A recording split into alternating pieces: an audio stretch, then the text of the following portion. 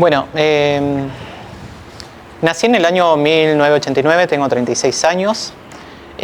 Hasta los 12 años nunca tuve conocimiento sobre si era una persona intersex o no. Únicamente asistía al médico con frecuencia porque supuestamente había nacido con un problema de salud y el médico me iba a curar. A partir de ahí mi mamá empieza a buscar por recomendación de la ginecóloga un urólogo que sea especialista en cirugía plástica. Yo mi genitalidad la vivía, yo pensaba que todas mis compañeras de la escuela tenían mi misma genitalidad. Para mí eso nunca fue nada, pensaba que todos tenían igual que yo. Cuando empecé a ir al médico, ellos me mostraron que mi cuerpo, y me dijeron con esas palabras que tenía una deformidad y que había que corregirla. Y bueno, ahí mi mamá empieza a buscar los mejores médicos, urólogos, que sean especialistas en cirugía plástica en la provincia de Tucumán. Supuestamente me iban a hacer un estudio y terminé en una intervención de casi 9 horas. Yo me levanté como a los 3 días sin saber qué es lo que me había pasado. Sí, tengo como recuerdos de que me despertaba y me dormía, me despertaba y me dormía.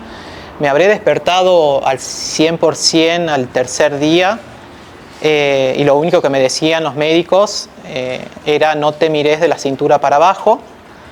Yo por supuesto hacía caso, no quería saber nada porque sabía que ahí había algo que me hicieron algo malo. Como estaba en terapia intensiva estuve como 3 semanas, me visitaba mi mamá media hora y después tenía visitas puntuales de la psicóloga, que también la psicóloga me decía que bueno, que me lo hicieron por mi bien, que voy a disfrutar mejor, que voy a tener otra vida. Yo, antes de esa intervención quirúrgica, yo era una persona como cualquier otro niño, niña feliz, andaba en bicicleta, corría, andaba en la calle, jugaba a las bolillas. Después de esa intervención todo cambió. Ya había cosas que no podía hacer porque eso era juegos de varón y no era juego de mujer. Ya me prohibieron jugar a la pelota, ya no me dejaron andar a la calle a la siesta jugando. Ya hubo como una bajada de línea de la psicóloga como para que me empiecen a socializar de una forma más contundente como mujer. Esa cirugía se trató de una cirugía que es irreversible, que se trató de hacer una vagina con un pedazo de intestino. A partir de ahí vinieron dilataciones, que tenía que llegar a un tamaño de un pene promedio, sin preguntarme si yo el día de mañana quería o no tener una relación sexual con un hombre cis, por ejemplo. Empiezan tratamientos hormonales sumamente fuertes para que me empiece a desarrollar como una mujer. Yo hasta ese momento yo fui un buen paciente porque si bien me parecía como que algo andaba mal, pero no cuestionaba porque me llevaba a mi mamá y iba al médico. ¿Quién iba a desconfiar del médico? ¿Y quién iba a desconfiar de mi mamá? Porque mi mamá era la que estaba detrás mío, mi papá no, porque trabajaba y bueno, mayormente se da estos casos que andan las madres detrás de sus niños, niñas intersex.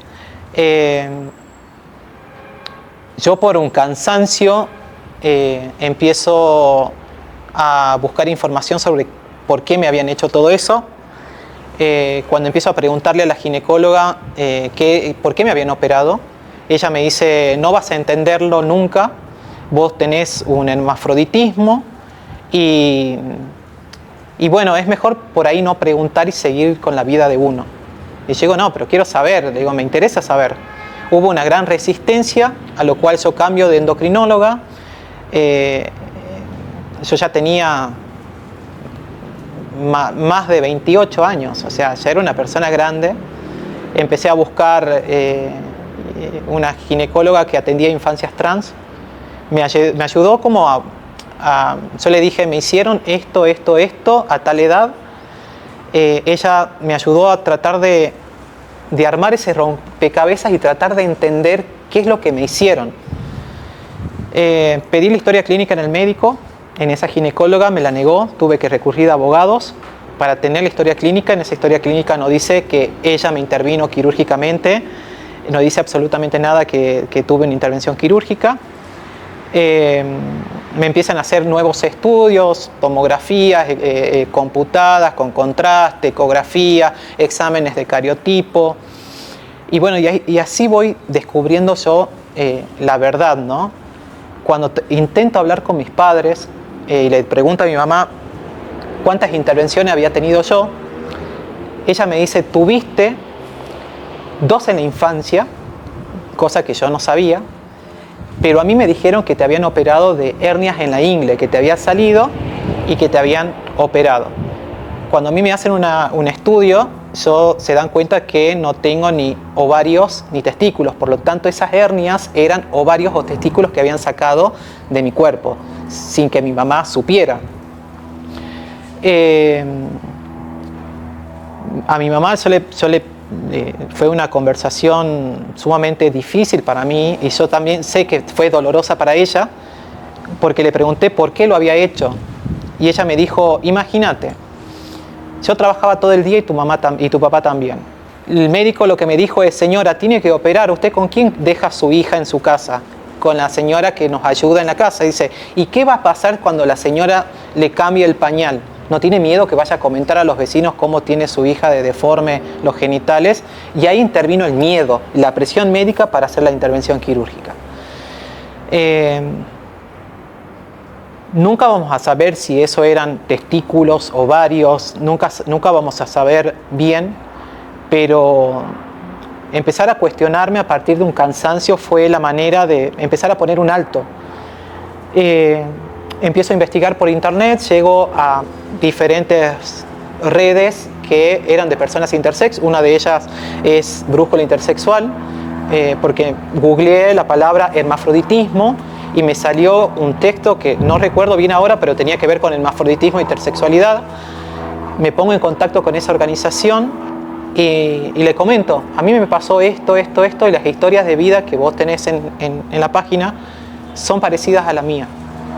Y de ahí empiezo a conocer a Natalia Jiménez Mata de Mulavi, empiezo a conocer a Mauro Cabral, que fueron personas que para mí me ayudaron muchísimo en este redescubrimiento, ¿no?, sobre qué es lo que me había pasado, y también fue conmigo enfrentarme a una verdad en la cual yo negaba, porque al principio yo decía, pero los médicos hicieron bien, porque estaba en ese círculo, ¿no?, en ese círculo de que tenía una deformidad, que me habían curado, pero curado de que si mi cuerpo era sano.